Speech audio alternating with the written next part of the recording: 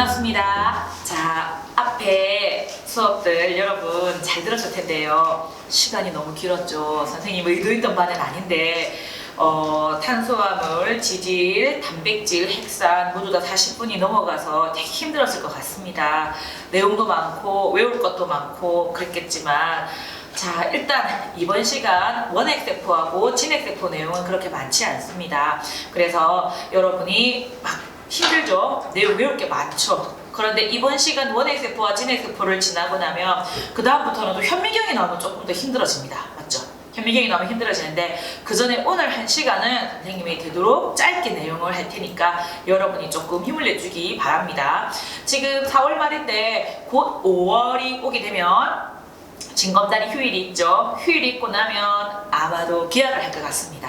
그러면 개학을 하고 나면 이렇게 여러분 말고 카메라 이렇게 보고 하는 거 말고 여러분이랑 눈 마주치면서 즐겁게 생명과학 공부할 수 있는 날이 빨리 오길.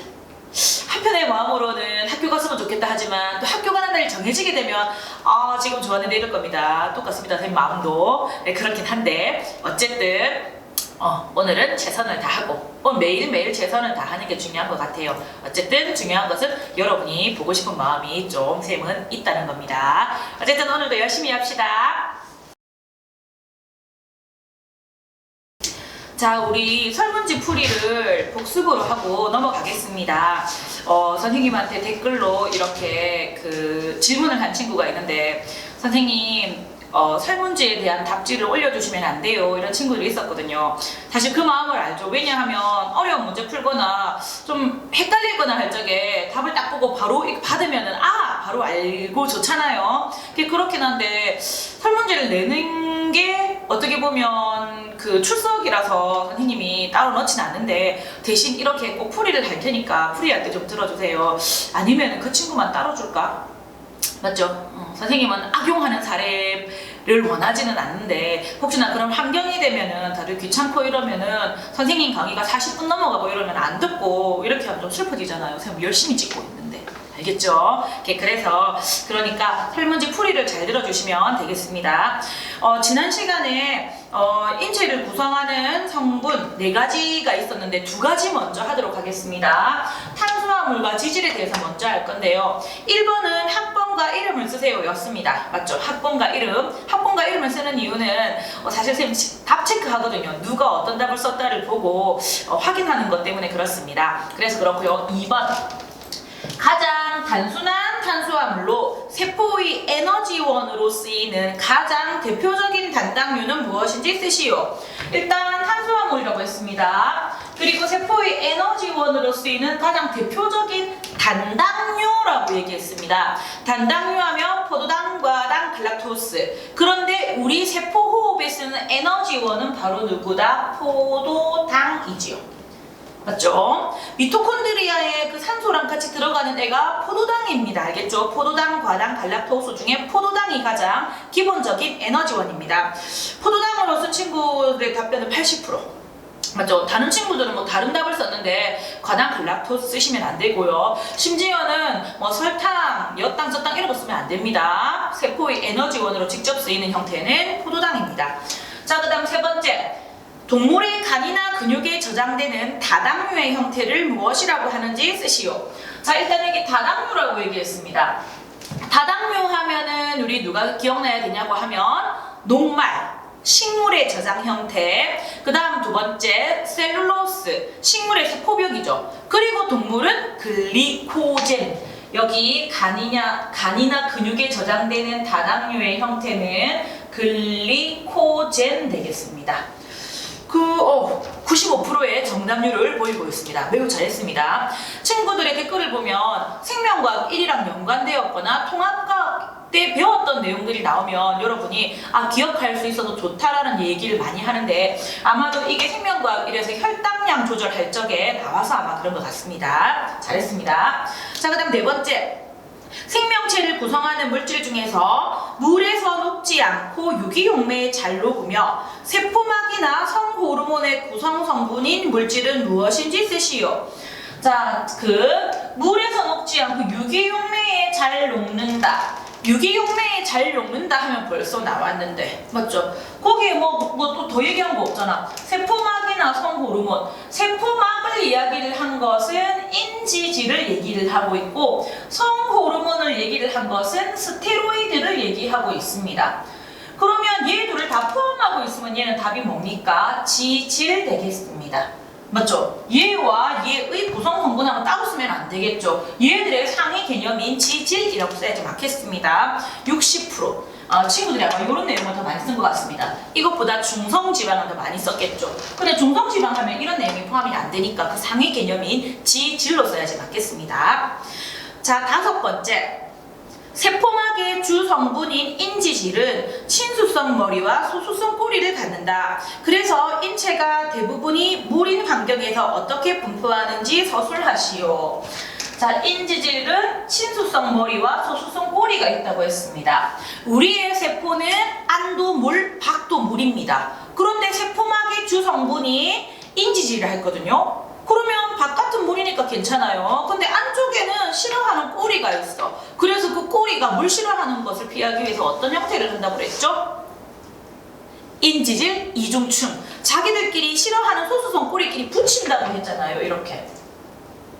그래가지고 여기 세포막이 이렇게 인지질 이중충으로 이렇게 되어 있으면 머리만 드러나 있지 않습니까? 머리는 물을 좋아하는 친수성 부분이잖아. 그러면 안도, 밖도 전부 다 인지질이 이룰 수가 있죠. 그래서 인체가 물인 환경에서 어떻게 분포하느냐 하면 인지질 이중층을 이룬다.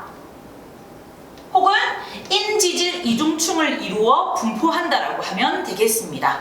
알겠죠? 친구들 그냥 물을 피한다 이런 식 하지 말고 그 구조는 인지질 이중충이라고 하는 것이 맞겠습니다. 자, 그러면 그 다음 내용은 설문지 풀이 2번째 단백질과 핵산에 대해서 하도록 하겠습니다. 2번째 설문지 풀이입니다. 2번째 설문지 풀이는 단백질과 핵산에 대한 이야기가 되겠죠. 자, 1번도 여전히 학번과 이름을 쓰는 내용입니다. 자, 2번째부터 풀겠습니다. 생명체의 구성물질 중 단백질의 특성을 고르면, 자, 이번에 질문은 단백질의 특성을 고르는 겁니다. 보기는 3개였습니다. 자, 보겠습니다. 첫 번째, 단백질은 유기용매에 잘 녹는다 했습니다. 유기용매에 잘 녹는 것은 누구였습니까? 지질입니다. 그러면 얘는 단백질의 특징이 아니죠. 그 다음 2번째, 단백질의 기본 단위는 단당류이다. 당이 기본 단위가 되는 것은 누구입니까? 탄수화물이죠. 그러면 얘도 아니네. 그 다음 3번째, 단백질은 여러 종류의 아미노산이 펩타이드 결합으로 연결된 화합물이다. 맞죠? 아미노산과 아미노산 사이에 물 한 분자가 빠지면서 형성된 펩타이드 결합이 중요한 특징이라고 했는데 아미노산이 또 나왔잖아요. 단백질의 기본 단위는 아미노산, 아미노산과 아미노산 사이의 결합은 펩타이드 결합. 그러므로 답은 여기 3번째였습니다. 여러 종류의 아미노산이 펩타이드 결합으로 연결된 화합물입니다. 그 다음 3번째, 아미노산의 뭐에 따라서 단백질의 구조가 달라져서 여러 종류가 된다고 했는데 빈칸에 들어갈 3가지를 모두 쓰라고 했습니다. 기발한 대답. 탄소, 수소, 산소는 누굽니까? 탄소, 수소, 산소는 뭡니까? 구성 원소잖아. 원소. 아미노산이 어떻게 되면 다양한 종류의 단백질이 되냐고 물었잖아요. 선생님이 네모, 세모, 동그라미 그런 거 그건데 그 아미노산은 누굽니까? 수, 종류, 배열. 배열이란 말 대신 순서 뭐 이렇게 해도 되지 않을까? 일단 수, 종류, 배열입니다. 그리고 또 선생님이 설명할 적에 하나 더 넣었죠. 제일 마지막에 이 애들이 있더라도 접히거나 꼬일 적에 다양한 형태가 되어도 다른 단백질이 된다고 했습니다. 하지만 가장 큰 영향을 주는 것은 아미노산의 수, 아미노산의 종류, 아미노산의 배열이 일단 가장 1차적인 단백질의 종류를 결정하는 애들입니다. 자, 그 다음 4번째입니다. 핵산의 기본 단위는 무엇인지 쓰시오. 좋죠. 누굽니까? 뉴클레오타이드. 당, 인산 염기가 1대1대1로 결합된 단위체입니다. 그 다음 5번째, 핵산의 염기 중 퓨린 염기이며 다른 염기와 2개의 수소 결합을 형성하는 염기는 무엇인지 쓰시오. 자, 핵산의 염기는 ATGC, AUGC, T가 있다면 DNA의 염기, U가 있다면 RNA의 염기였습니다. 그 중에서 퓨린 염기라고 했습니다. 선생님이 했던 거 기억납니까? 아기는 퓨어, 순수하다 했지 않습니까? 그러면 아기는 퓨어, 순수하다 했죠. 어떻게 봤습니까? 2개로 봤죠. 2개로 봤다는 말은 고리가 2개로 연결되어 있는 퓨린 염기라고 했습니다. 그러면 퓨린 염기라고 했으니까 아데닌 아니면 구아닌, 이 둘 중에 하나겠죠. 2개의 수소 결합을 형성한다고 했습니다. 자, 아데닌 같은 경우는 2개. 누구와 짝을 짓더라? T 아니면 여기 U랑 짝을 질 수 있다고 했죠. 그리고 구아닌 같은 경우는 3개로서 사이토신과 결합을 이룰 수 있다 했습니다. 그러면은 A와 G 중에서 2개의 수소 결합을 형성하는 애는 누구입니까? A. 아데닌이라고 쓰거나 A라고 쓰면 되겠습니다. 맞죠? 여러분 기억해 주세요. 그리고 또 뭐였지? 시추는 어떻게 뭐였습니까? 피식 웃는다고 피리미딘 염기. 어떻게? 한 개로 봤잖아요. 그럼 고리 하나로 구성되어 있다고 했습니다.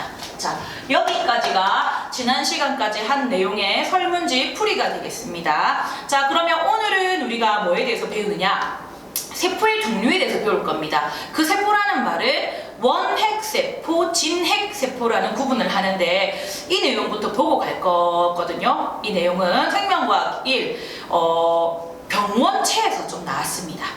모의고사 문제로도 많이 나오고요. 그렇기 때문에 여러분이 또 잘 알고 있는 내용이지만 오늘은 간단하게 설명을 하고 넘어가도록 하겠습니다. 자, 오늘의 수업 내용은 원핵세포와 진핵세포가 되겠습니다. 자, 오늘의 내용이 한눈에 보이죠? 한눈에 보이죠? 오늘 많이 안 할게요. 그동안 많이 지쳤죠? 많이 안 할 테니까 선생님이 이렇게 다른 생각을 하지 않도록 다잡고 있을게요. 자, 일단 오늘의 할 내용은 원핵세포와 진핵세포에 대해서 할 차례입니다. 그런데 원핵세포와 진핵세포를 얘기할 적에는 우리가 실제로 잘 알고 있는 내용이랑 연결시키는 게 제일 낫잖아요. 자, 일단 원핵세포의 정의부터 우리가 확인하고 가도록 하겠습니다. 자, 원핵의 여기 원자와 진핵의 진자, 이거 2개가 구분되는 거잖아요. 그 어떻게 할까? 원핵의 원은 원시의 이렇게 할까? 핵이 아직 원시적인 상태라서 제대로 안 만들어졌습니다. 그래서 핵이 안 만들어졌다는 말은 핵이 없으면 핵막이 없어요. 알겠죠? 핵이 없어요. 그 다음 여기는 이제 진짜로 핵이 만들어졌네. 그래서 진핵이 되겠습니다. 그러면 원핵의 정의는 뭔가요? 원시의 핵을 가지고 이렇게 하지 않습니다. 선생님이랑 임의로 편하게 이렇게 하려고 선생님이 원시라는 말을 붙였거든요. 그러면 이 원핵의 세포라는 의미가 뭐냐고 하면 이렇게 말을 해야 됩니다. 막으로 둘러싸인 핵막을 가지지 않는 세포입니다. 선생님 어려운데요. 핵이 없다고.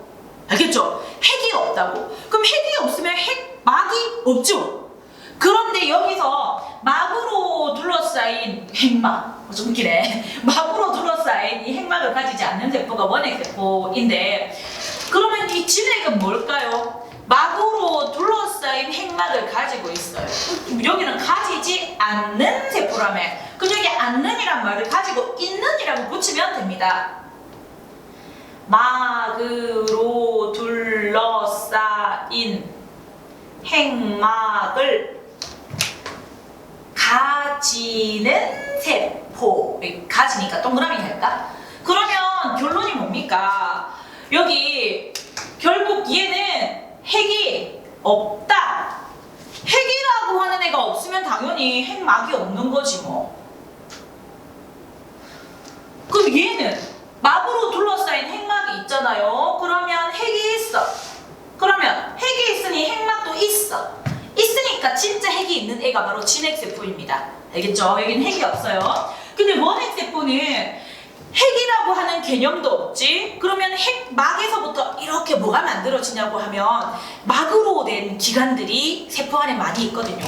사실 여기 보면 막으로 된 기관들이 보이잖아요. 이런 막으로 된 기관들이 하나도 없습니다. 그래서 원핵세포는 여기 없기 때문에 막성 소기관이 없습니다. 하지만 진핵세포는 여기 핵이 만들어지고 핵막과 함께 여러 가지 소기관들이 발달되었기 때문에 막성 소기관이 있습니다.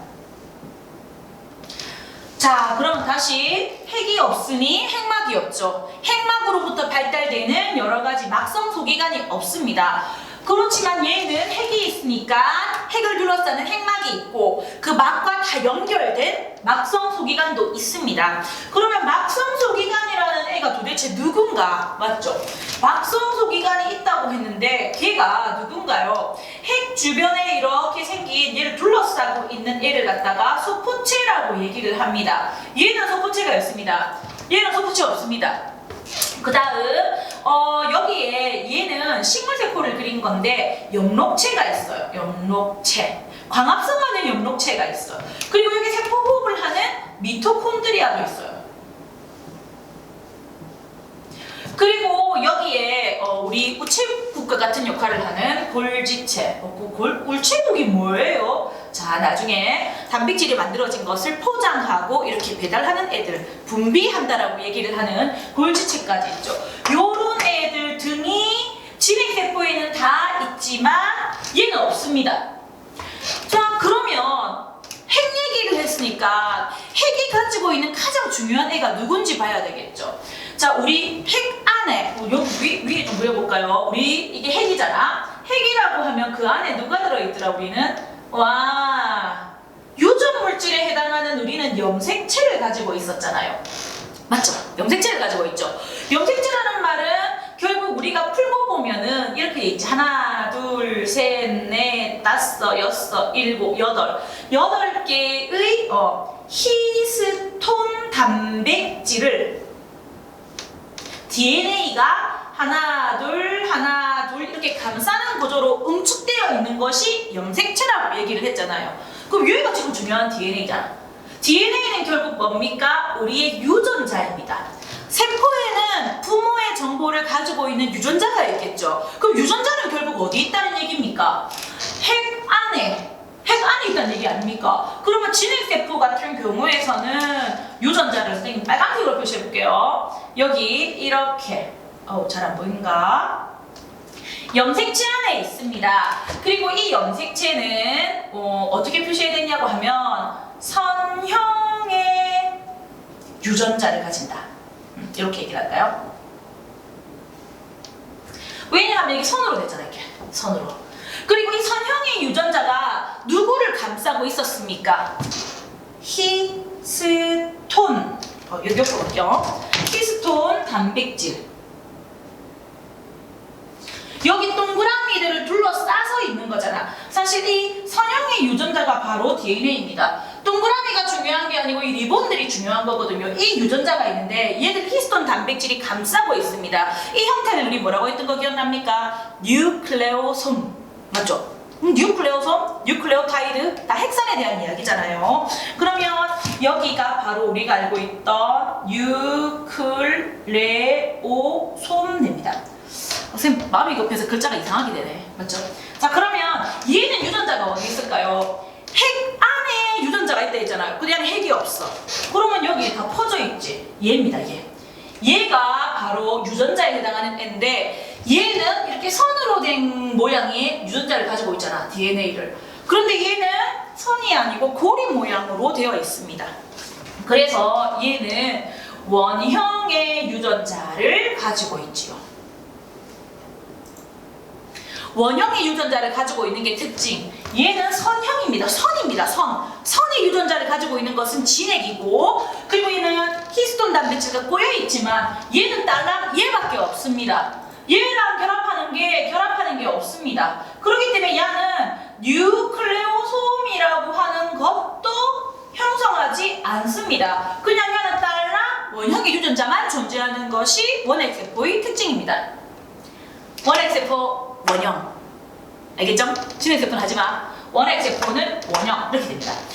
자, 그 다음 또 누가 있는가 볼까? 얘랑 봤을 적에 세포 안에 공통적으로 존재하는 애가 있습니다. 자, 일단 누구부터 보냐 하면 여기 집 바깥을 뭐라고 하느냐 하면 세포벽이라고 하지요.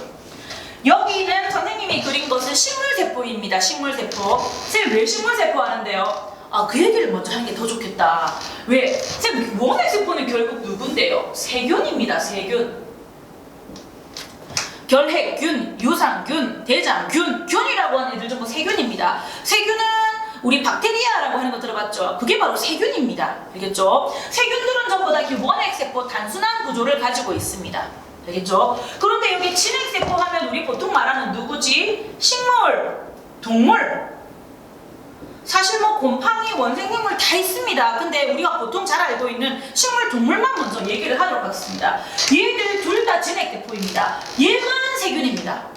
자, 생명과학 1로 가볼까? 생명과학 1로 가면은 우리 몸에 들어와서 질병을 일으키는 물질들을 뭐라고 합니까? 병원체. 병원체에 막 2가지, 3가지 막 이야기를 하잖아요. 병원체에서 얘기를 할 적에 세균이 제일 많이 나오잖아. 맞죠? 세균을 죽이는 혹은 세균을 예방하는 애를 뭐라고 합니까? 항생제. 그런데 지금 우리 코로나 바이러스처럼 바이러스라고 하는 애는 세균하고 다르죠? 세균보다 훨씬 더 크기도 작습니다. 그리고 가장 중요한 것, 바이러스는 원핵세포일까요? 진핵세포일까요? 그 중요하게 나오잖아. 맞죠? 원핵세포일까요? 진핵세포일까요? 바이러스는 세포의 구조를 갖추고 있지 않는다입니다. 맞죠? 바이러스는 여러분들 알다시피 박테리오파지 한번 그려볼까요? 박테리오파지 이렇게 우주선처럼 생긴 얘다. 얘는 뭡니까? DNA, 핵산이랑 단백질 2개로만 이루어져 있습니다. 안에 핵세포 이런 거 없습니다. 사실 얘도 없긴 하지만 너무 단순해서 세포라고도 치지 않습니다. 하지만 원핵세포와 진핵세포는 세포입니다. 알겠죠? 그래서 얘는 세포의 구조를 갖추고 있지 않다입니다. 그럼 바이러스의 그 예방은 누가 합니까? 항생제 아니죠? 항바이러스제입니다. 맞죠? 항바이러스제가 얘를 치료할 수 있다 이렇게 얘기를 했었습니다. 어쨌든 병원체 이야기를 할 적에 이렇게 세균보다 훨씬 크기가 작은 세포의 구조를 갖고 있지 않은 애가 바이러스고, 세포의 구조를 갖고 있으나 핵막이 없는 그런 애들은 다 우리가 알고 있는 세균이 되겠습니다. 자, 그러면 다시 돌아가도록 하겠습니다. 세포벽 이야기 하다가 말았네. 자, 여기 세균도 세포벽을 가지고 있고요. 식물, 동물 중에 동물은 세포벽이 없죠. 하지만 식물은 세포벽이 있습니다. 자, 이 세포벽의 성분을 볼 필요가 있겠습니다. 자, 이 세포벽 이렇게 쓸까? 세균의 세포벽의 주 성분은 펩티도글리칸이라고 하는 성분이 주 성분입니다.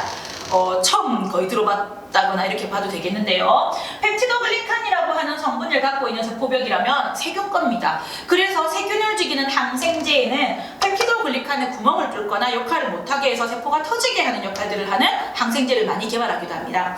자, 그 다음에 식물세포의 세포벽의 주 성분은 무엇일까? 우리 했는데 앞에 탄수화물 할 때 했습니다. 다당류 중에서 식물의 세포벽을 구성한다라고 했던 애가 있죠. 누굽니까? 셀룰로스. 맞지? 기억이 났을 거예요. 자, 그것은 선생님이 1차 벽이라는 말을 쓸게요. 자, 1차 벽이라는 말을 쓰는 이유는 뭐냐 하면 식물 세포가 처음에는 1차 벽을 갖고 있습니다. 그러다가 얘가 점점 자라기 시작하고 단단해지기 시작하면 식물 세포가 목질화, 나무처럼 단단해지거든요. 그러면 그때는 단단하게 받쳐주는 세포벽이 또 생깁니다. 그 세포벽을 2차 벽이라고 얘기를 합니다. 그래서 1차 벽과 2차 벽은 성분이 조금 다르거든요. 그래서 여기 1차 벽이 있고 2차 벽이 있다. 우리가 알고 있는 1차 벽이 바로 셀룰로스입니다. 알겠죠? 그 다음에 여기에서는 뭐 2차 벽은 리그닌이라고 하는 애가 있고 둘이 연결해준 애가 있다. 여러분 여기까지 하지 말까? 하지 말까? 자, 세포벽은 셀룰로스 성분. 결론은 원핵세포 1세포벽과는 성분이 많이 틀립니다. 그렇죠? 세포벽 이야기가 선생님 또 나오나요? 나옵니다. 어디? 저기 뒤에 분류에 가게 되면 원핵세포의 세포벽, 그 다음에 진핵세포 중에서도 식물세포벽이랑 그 다음에 곰팡이의 세포벽을 또 구분할 겁니다. 알겠죠? 그때는 키틴이라는 성분이 또 나올 거예요. 어쨌든 이번에는 그냥 진핵과 원핵을 비교할 거니까. 맞죠? 일단 성분이 다르다. 이것도 기억해주면 좋겠습니다. 자, 그 다음에 우리가 또 할 내용이 뭐가 있냐? 이거 중에 공통적으로 갖고 있는 소기관이 없을까 봤더니 여기 여러분 점 보입니까? 점. 지금 여기 보면 세포벽에다가 여기 안쪽은 세포막입니다. 그리고 이거는 핵이 없잖아. 핵이 없으면 여기 안쪽에 전부 다를 여기 안쪽에 전부 다를 뭐라고 얘기할까요? 세포질이라고 하겠지. 그런데 얘 같은 경우는 핵과 세포질로 구분할 수 있겠죠. 자, 그럼 다시 가겠습니다. 이 세포질에 원형의 유전자가 있고요. 그리고 여기 안에 점이 있습니다. 이 점들을 뭐라고 하느냐? 리보솜. 리보솜이 단백질을 만드는 엄청 중요한 공장입니다. 그래서 원핵세포에 다른 건 몰라도 유전자와 리보솜은 있습니다. 자, 그렇다면 얘는 리보솜이 어디 있냐요? 여기 핵을 둘러싼 핵막 주변에 이렇게 발달한 이 막들이 있죠. 이 막들 중에서 점점점점들이 붙어 있잖아. 거친 면 소포체, 여기 매끈 면 소포체, 여기 매끈 면 소포체인데 점이 붙어 있으면 거칠거칠하다고 거친 면 소포체가 되잖아요. 그러면 거친 면에 붙어 있는 얘가 바로 누구냐고 하면 리보솜입니다. 그러면은 얘도 리보솜이 있네. 자, 여기도 리보솜이 있고 여기도 리보솜이 있습니다. 그래서 리보솜이라고 하는 애는 원핵과 진핵이 다 가지고 있습니다. 성분이 똑같나요? 다릅니다. 이 둘 중에서 단백질 합성이 좀 더 정교하게 이루어지는 것은 누구냐고 하면 진핵세포거든요. 그래서 이 리보솜의 이 진핵세포의 리보솜이 훨씬 더 크기가 크고 밀도가 촘촘합니다. 알겠죠? 같이 있지만 성분하고 크기하고는 조금 다릅니다. 자, 그리고 이 원핵세포는 세균들 여러분 보게 되면 사실 세균들은 동그라미 세균, 길쭉한 세균, 나선 세균 세 가지 종류거든요. 부균, 간균, 나선균이 바로 원핵세포의 대표적인 세 가지 형태거든요. 그런데 얘들은 이 동그라미 하나가 그냥 생물입니다. 즉 세포 한 개가 그 생물입니다. 여러분은 단세포입니까? 우리 단세포 아니잖아. 단세포라고 우리가 제일 많이 알고 있는 아메바와 같은 애들은 세포 하나가 그 생물이잖아. 하지만은 이 세균은 그게 돼요. 하지만 우리는 안 그렇지. 우리는 지금 식물, 동물 애들은 엄청나게 많은 세포가 모여서 조직이 되고 조직이 모여서 기관이 되고 기관이 모여서 개체가 된다고 했잖아요. 그러면은 진핵세포는 대부분이 다 세포입니다. 근데 대부분입니다. 일부는 단세포가 생물인 경우도 있습니다. 그래서 대부분이라고 하는 말이 맞습니다. 하지만 원핵세포, 세균은 대부분이 단세포입니다. 알겠죠? 대부분입니다. 제가 안 썼지만 대부분입니다. 그래서 대부분이 단세포이고 여기 대부분이 다세포가 되겠습니다. 자, 이렇게 하면 원핵세포와 진핵세포의 두 가지 특징이 다 끝나게 되는데요. 여러분의 가장 중요한 내용 여기 막성 소기관이 전혀 없다입니다. 알겠죠? 그리고 얘는 유전자의 형태도 이렇게 동그라미 원형이고 뉴클레오솜, 히스톤 단백질과 결합하지 않기 때문에 뉴클레오솜을 이루지 않습니다. 리보솜은 있고요. 그리고 여기 있는 세포벽의 주성분은 펩티도글리칸이라고 하는 낯선 이름을 가진 세포벽을 가지고 있고 대부분은 단세포. 진핵생물 같은 경우 막성소기관 웬만하면 다 있죠. 막성소기관 있고 그 다음에 유전자의 형태가 선형입니다. 선형. 알겠죠? 여기 선형입니다. 꼬아놓은 거지. 일단 선을 이렇게 꼬아놓았을 뿐입니다. 원형 아닙니다. 자, 그 다음에 세포벽은 셀룰로스 세포벽이 주 성분이지만 단단하게 되게 되면은 다른 성분이 더 붙어서 단단해진다. 그 다음에 리보솜이 있고 다세포가 줄을 이루고 있다가 오늘의 내용이 되겠습니다.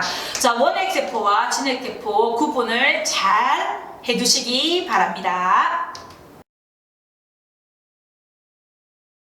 자, 오늘 원핵세포, 진핵세포에 대한 구분을 여러분이 잘 할 수 있었는지 모르겠습니다. 앞에서 생명과학 1에서 배웠던 내용을 복습하는 거였거든요. 여러분이 한 번 더 기억해 주고요. 다음 시간에는 현미경에 대해서 배울 예정입니다. 자, 여러분이 선생님의 영상을 보면서 수업을 듣는데 어떤 생각이 드는지 모르겠습니다. 사실 선생님들이 뭐 EBS처럼 뛰어나거나 이렇지는 않겠지만 하지만 중요한 것은 교실의 환경이라든지 이런 것들이 잘 받쳐주거나 그렇진 않습니다. 진짜 선생님들이 가지고 있는 장비로 이렇게 하는데 시간과 여러 가지를 생각보다 투자하고 있고, 더 그런 것은 선생님들 되게 많이 부끄럽습니다. 부끄러운데도 불구하고 이 자리에서 여러분에게 직접 수업을 하고 하는 건데, 여러분이 혹시 평가가 어떤지는 모르겠지만 다양한 선생님들이 다양한 모습으로 이렇게 노력하는 모습들이 여러분에게 와닿았으면 좋겠습니다. 어쨌든 그래서 부족한 선생님의 모습이지만 여러분이 혹시 캡처해서 나르거나 욕하거나 이렇게 하면 굉장히 상처를 받을 것 같습니다. 그렇죠? 그러면서 노력하기 싫겠죠. 맞죠? 그래서 여러분이 그런 생각하지 말고 열심히 노력해 주시면 좋겠습니다. 그리고 여러분이 작게 해주는 선생님 재미있게 잘 봤어요, 혹은 선생님 열심히 하겠습니다 하는 여러분의 댓글 하나하나가 선생님에게 큰 힘이 되기도 하거든요. 곧 개학이 될 텐데요. 여러분이 마지막으로 응원을 해주시고 노력하시는 선생님들에게 여러분이 끝까지 응원해 주시기 바랍니다. 자, 오늘도 수고했습니다. 안녕.